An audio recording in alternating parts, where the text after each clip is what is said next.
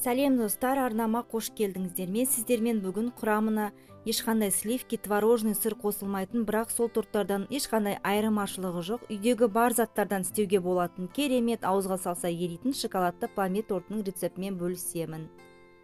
Алдымен кремін дайындап аламыз. Ол үшін салқын сүтімізге 4 жұмыртқаның сарыуызын, қантымызды және кукурузный крахмалымызды қосып жақсылап араластырып аламыз.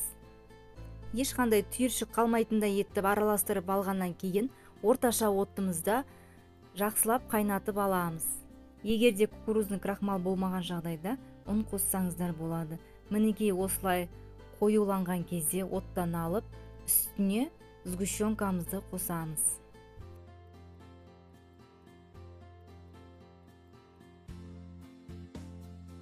Екеуін жақсылап араластырып, басқа ыдысқа құйып, бетін пищевой пленкамен жауып, бөлме температурасында суытуға қоямыз.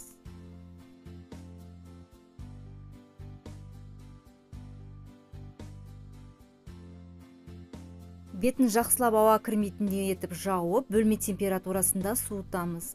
Мұздатқышқа салудың қажеті жоқ.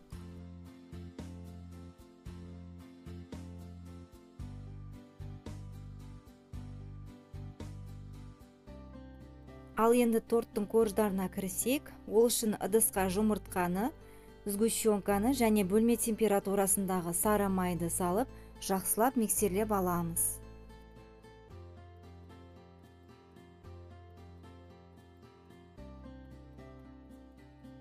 Сары майымыз міндетті түрде бөлме температурасында болғаны жөн. Енді осы сұйық массаларымызды жақсылап миксерлеп болғаннан кейін, міндетті түрде електен өткізген ұнымыз бен какаомызды және разрыхлителімізді қосып, тағы да жақсылап миксерлеп аламыз.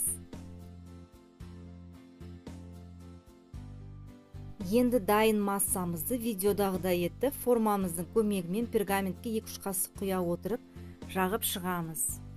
Менде осы массадан 9 корж шықты. Енді алдын ала қыздырылған 170 градус пеште 10 минут шамасында пісіріп аламыз. Міне заварной креміміз бөлме температурасында суыды. Енді оған бөлме температурасындағы сапалы сары майымызды қосып, жақсылап миксерлейміз. Креміміз дайын болды. Корждарымызды пісіріп, суытып алдым. Енді тортты жинауға кірісеміз. Тортты осындай кольцоның көмегімен жинаған өте ыңғайлы. Енді корж крем ете отырып, тортымызды видеодағыдай жинаймыз.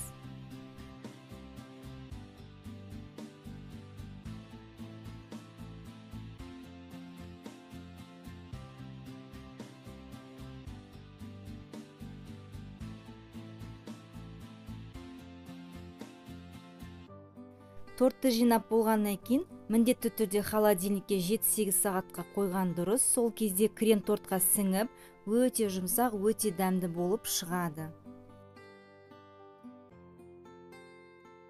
Міне менің тортым холодильникте 7-8 сағат көлемінде тұрды. Кольцодан шешкенім менде видеодағыдай түспей қалыпты. Мен бұл жерде 7 коржды жинап, 2 коржды осындай ұнтаққа алып қалдым. Сол ұнтақты бетіне сеуіп, әсемдік үшін осындай қасықпен вилканы қойып, нетающий сахарный пудраны видеодағыдай сеуіп шықтым. Мінекей тортымыз дайын. Дәмі сливкимен жасалатын торттардан еш айырмашылығы жоқ. Үйдегі бар заттардан жасалатын керемет ауызда еритін тортты үйде міндетті түрде жасап көріңіздер. Видеом ұнап жатса, арнама тіркеліп лайк басып комментарий жазуды ұмытпаңыздар.